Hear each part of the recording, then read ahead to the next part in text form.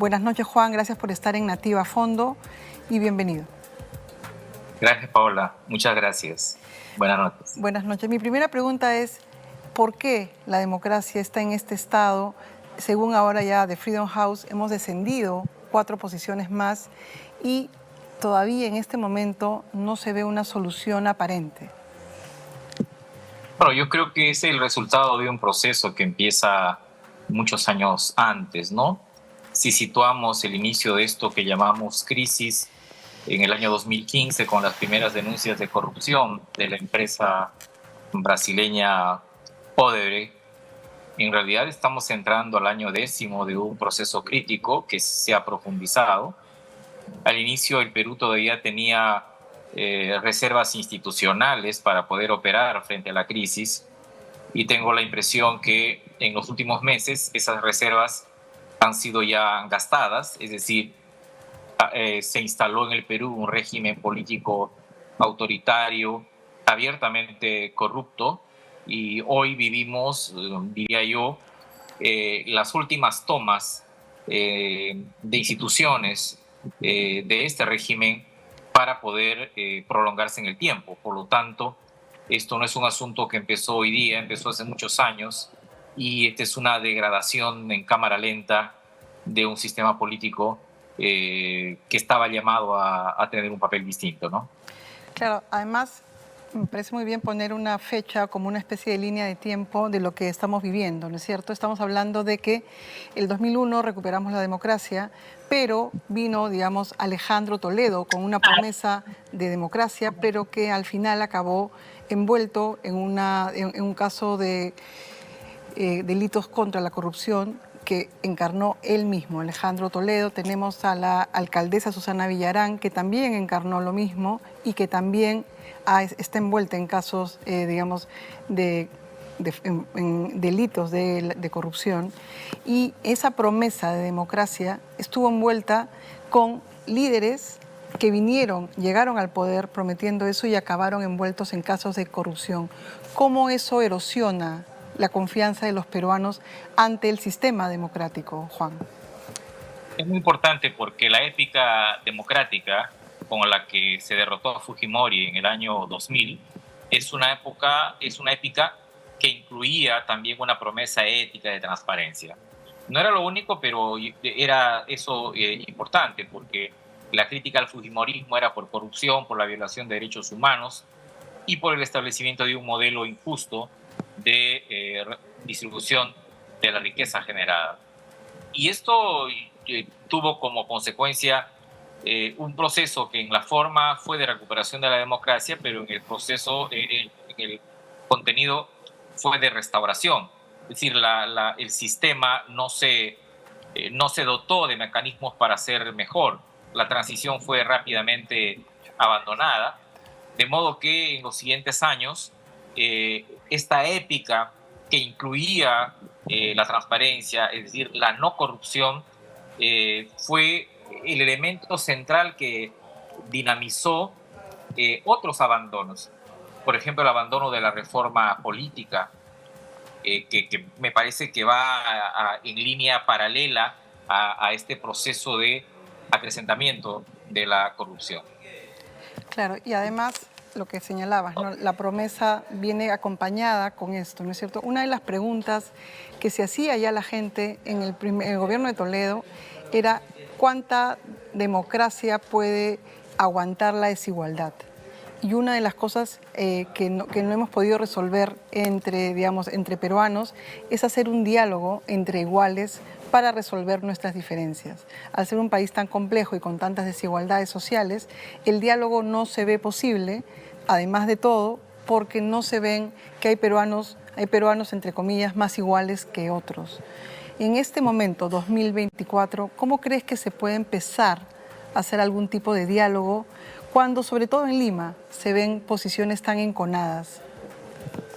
Es interesante esto porque la idea de un diálogo debería tener como consideración previa de que el Perú no solo está polarizado, probablemente en los dos grandes temas vinculados a democracia y a modelo económico haya una polarización, pero el Perú también se encuentra fragmentado. Y esto es relevante para el diálogo porque si es que solo el Perú estuviese polarizado, habría que sentar a las dos partes de esa polarización y ponerse de acuerdo. Eso es un poco más fácil. La fragmentación es un proceso mucho más complejo. Y en ese sentido, tengo la impresión que los sucesos del año pasado, es decir, las demandas, la movilización de los pueblos del sur, que tuvieron como respuesta del Estado y del gobierno el asesinato de inocentes, llamó la atención sobre la necesidad de que el diálogo político no solo sea de políticos y en un sentido institucional y con políticos, sino sobre todo sea un diálogo social. En esta etapa yo diría que es mucho más importante un diálogo de la sociedad que un diálogo arriba. Digo esto porque en los últimos meses hemos tenido esfuerzos de diálogo que no han fructificado, porque son los diálogos institucionales y políticos que reciben una especie de chantaje, ¿no? O sea, discutamos todo, pero no discutamos el modelo, no discutamos el asunto de la distribución de la riqueza, no discutamos incluso la necesidad de reformas profundas al sistema político.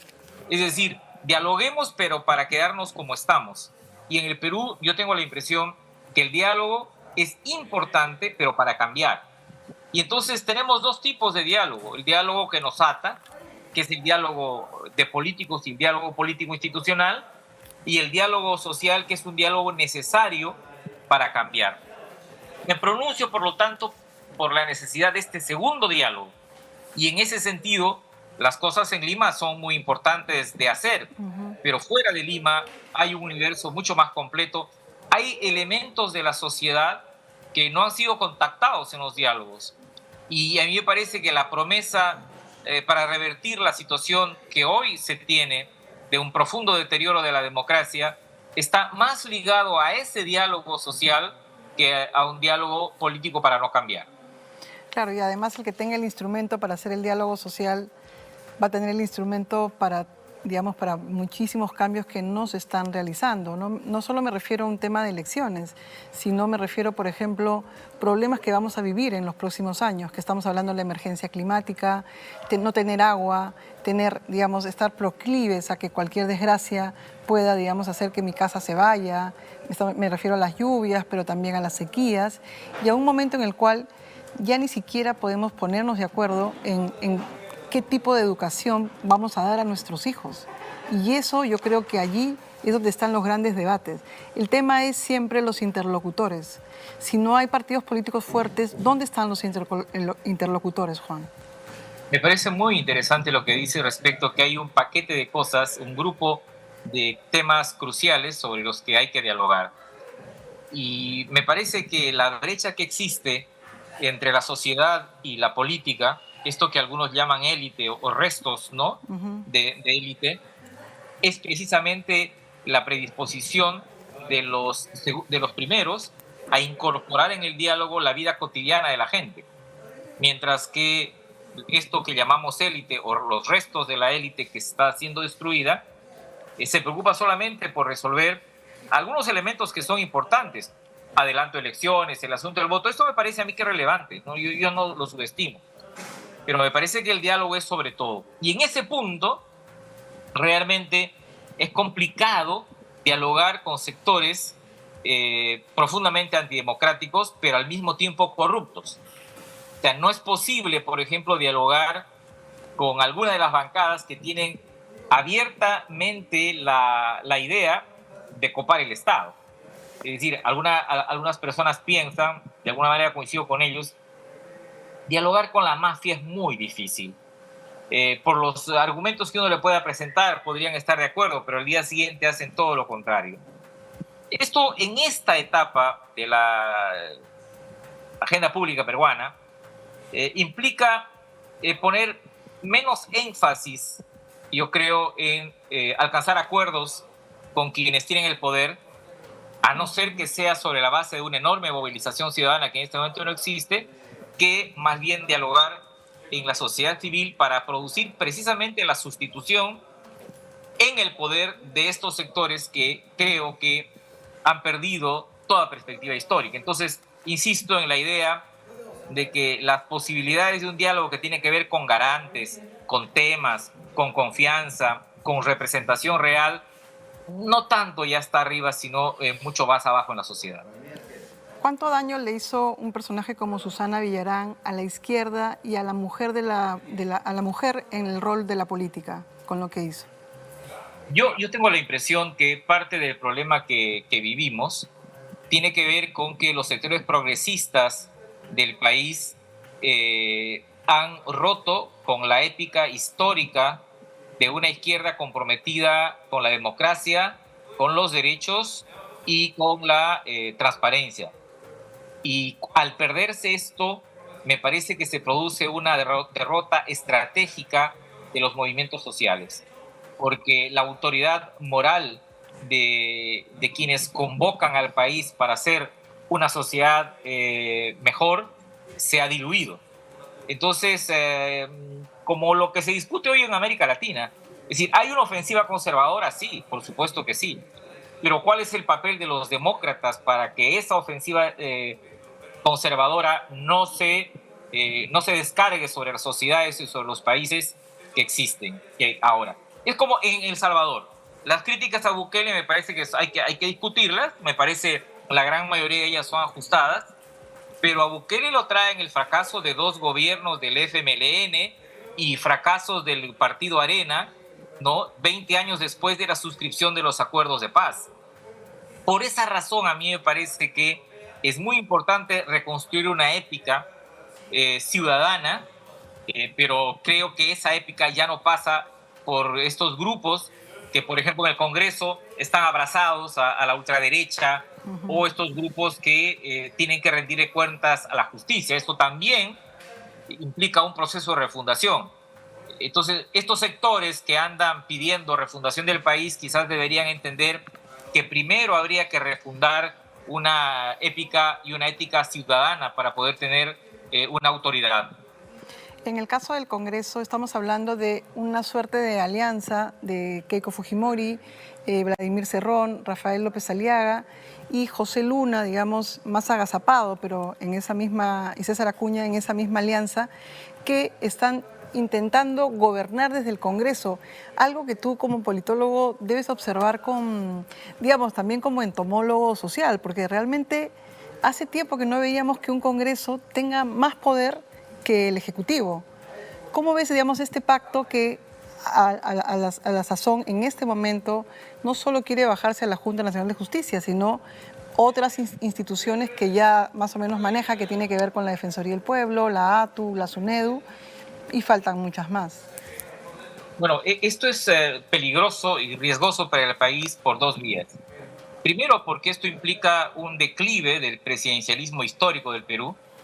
Esto que están haciendo con las instituciones puede también ser hecho contra quien gobierne más adelante, es decir, un presidente débil hoy día implica también la posibilidad de una presidencia débil y chantajeada por un parlamentarismo lumpen en el futuro. Y por otro lado es la instalación de un modelo donde los que no han perdido las elecciones pueden coaligarse para poder gobernar, demostrando de paso de que en realidad la corrupción no tiene ideología. La corrupción puede ser de derecha y de izquierda al mismo tiempo. Esos 2 elementos me parecen a mí riesgosos, es decir, la posibilidad de entregarle la llave de la gobernabilidad a los que han perdido y al mismo tiempo que adoptan una actitud corrupta y conservadora, pero por otro lado también el declive del presidencialismo. Y esto es curioso porque los que defienden la Constitución del año 93 deberían recordar que la Constitución del 93 más bien fortaleció el presidencialismo. A algunos incluso les parecía que había un hiperpresidencialismo. Pero esta defensa de esta Constitución, como lo hacen varios grupos en el país, entendiendo que en la práctica ese presidencialismo ha sido avasallado por un parlamentarismo lumpen, pendenciero, es no entender que la defensa de la Constitución ya no es la defensa del texto, sino en realidad es más bien la defensa de un proceso de declive. Eso me parece peligroso porque en cualquiera de los casos, un nuevo gobierno elegido el año 2026 no será un gobierno fuerte capaz de producir reformas que el Perú necesita. Una de las cosas que también estamos viendo es que a diferencia del año 2000, ahora el gobierno de Estados Unidos y la Unión Europea tiene otras maneras, digamos, de demostrar su molestia ante, ante medidas que merman la democracia en un país. Lo han hecho en Guatemala, han retirado las visas a funcionarios que no permitieron que Bernardo Arévalo asuma como presidente. También ha hecho lo mismo la Unión Europea.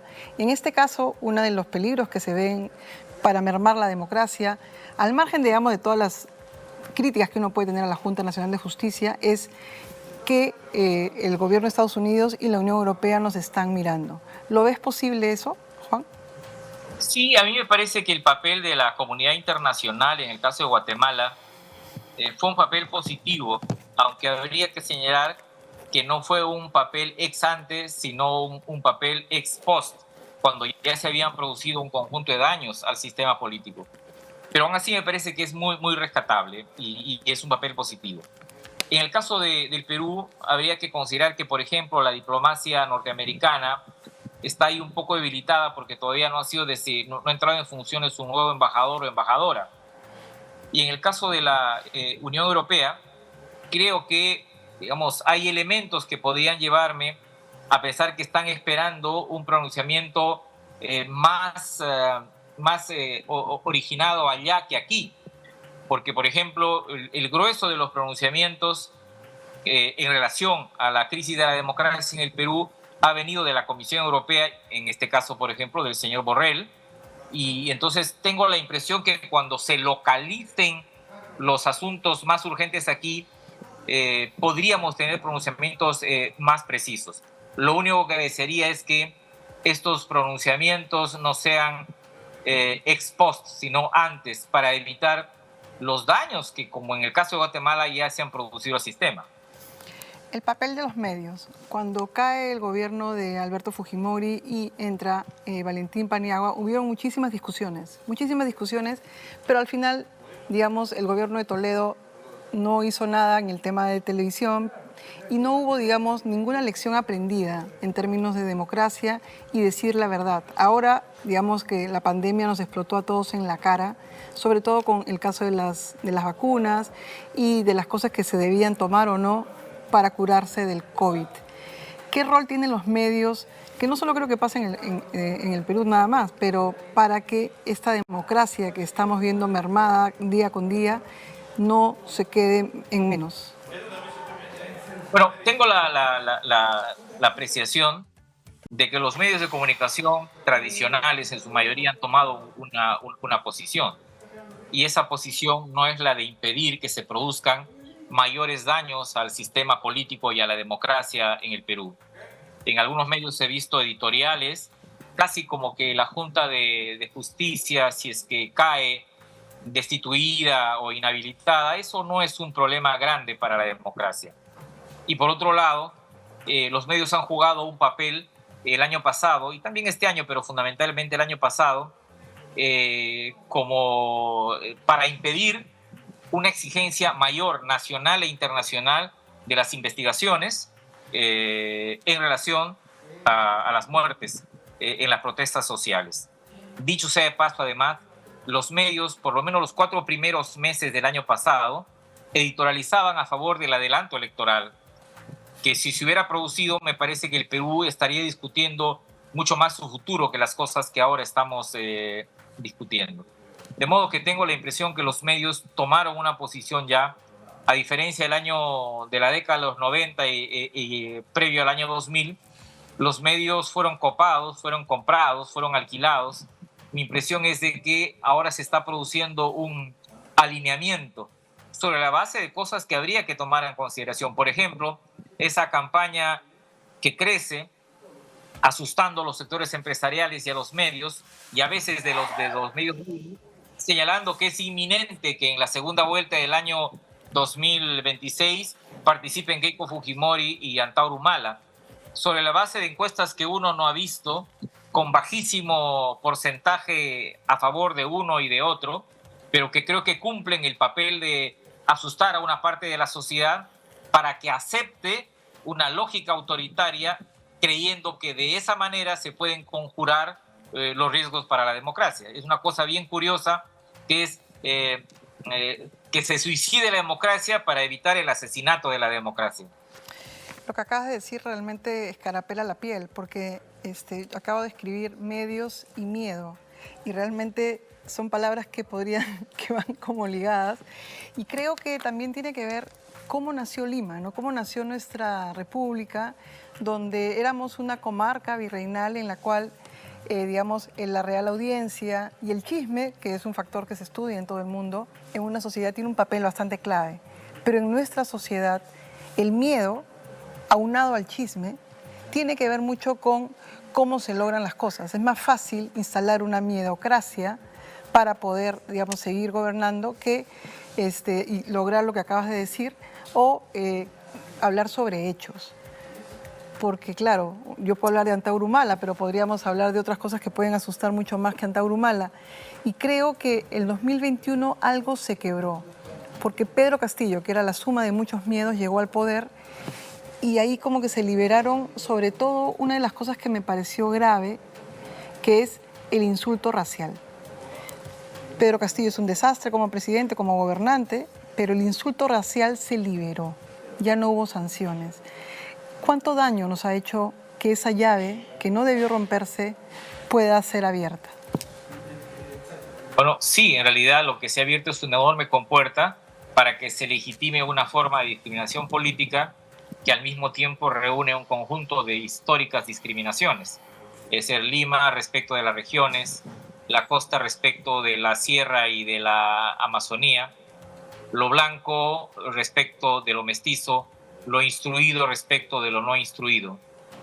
El año pasado, luego del golpe fracasado de Castillo, se instaló un mecanismo de miedo en el sentido de que Lima podía ser copada, tomada. Claro. Y vuelven a surgir esos fantasmas, incluso previos y posteriores a la independencia, en el sentido que son los indios los que bajan de los cerros o vienen a Lima para tomar esta ciudad.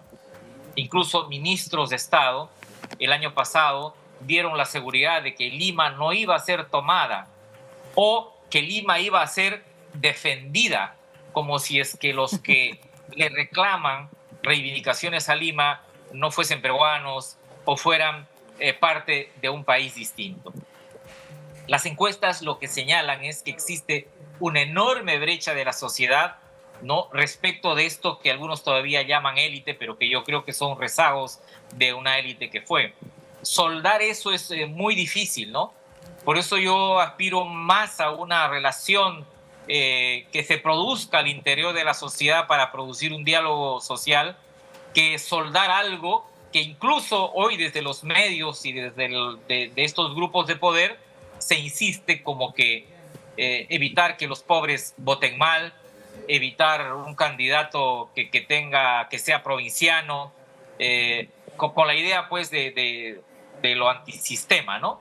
Cuando en realidad los primeros antisistema en el Perú están en el Parlamento, que han aprobado un conjunto de leyes contra el sistema y que siguen aprobando decisiones contrarias al sistema. El primer grupo antisistema del Perú está localizado en el Congreso, eso queda clarísimo. Votar, según Alberto Vergara, es el único lugar y el único momento en que los peruanos por varios minutos somos iguales entre todos. Y por eso votar, digamos, se ha vuelto un espacio en el cual se está peleando hasta el derecho democrático de que se respeten los resultados. El daño a la democracia en el Perú al no aceptarse los resultados y decretar el fraude y que no haya sanción también causa una erosión en la sociedad. Estamos hablando que a Donald Trump en este momento está siendo procesado por no haber querido reconocer los resultados en Estados Unidos que ganó Biden y también por haber liderado una sonada. Lo mismo le pasa a Jair Bolsonaro. ¿Por qué aquí no se ha sancionado a nadie que señaló que hubo fraude y envió abogados a las zonas donde supuestamente los votos habían sido esquilmados? Yo creo que fue una debilidad del sistema de justicia y creo que también ha sido una debilidad del sistema electoral. Tanto en Brasil como en Estados Unidos, la lógica fraudista, que fue además una lógica falsa, ha sido objeto de proceso judicial. Pero además yo tendría que decir que no está descartado que este mismo relato de fraude pudiese presentarse en las próximas elecciones en el Perú. De modo que sería ya la segunda vez en que esto nos sucede. Esto me parece que sirve para ilustrar además sobre lo siguiente. Creo que lo que tenemos en el 10º año de esta crisis que se inicia el año 2015 son otros 10 años por delante. Esta es una crisis larga, habría que tener tolerancia frente a la crisis y no pensar en soluciones mágicas que se puedan presentar en las elecciones de 2026. Si es que tenemos un presidente débil, un relato fraudista, si la elección del 2026 va a ser eliminando candidatos, ¿no? Cambiando las reglas de juego, como ya se van a eliminar las PASO y se va a reinstalar el voto preferencial, es muy probable que las elecciones no cumplan con el sentido democrático, que es de renovar precisamente la ilusión democrática, y el Perú permanezca en la etapa en la que hoy se encuentra. No lo digo en tono pesimista, sino en un tono profundamente realista para saber que la sociedad necesita dotarse de mucha paciencia y energía para transitar lo que viene más adelante. Juan de la Puente, abogado y politólogo, estuvo en Nativa Fondo. Muchísimas gracias por la entrevista, Juan, y hasta la próxima. Gracias, Paola. Muchas gracias. Gracias.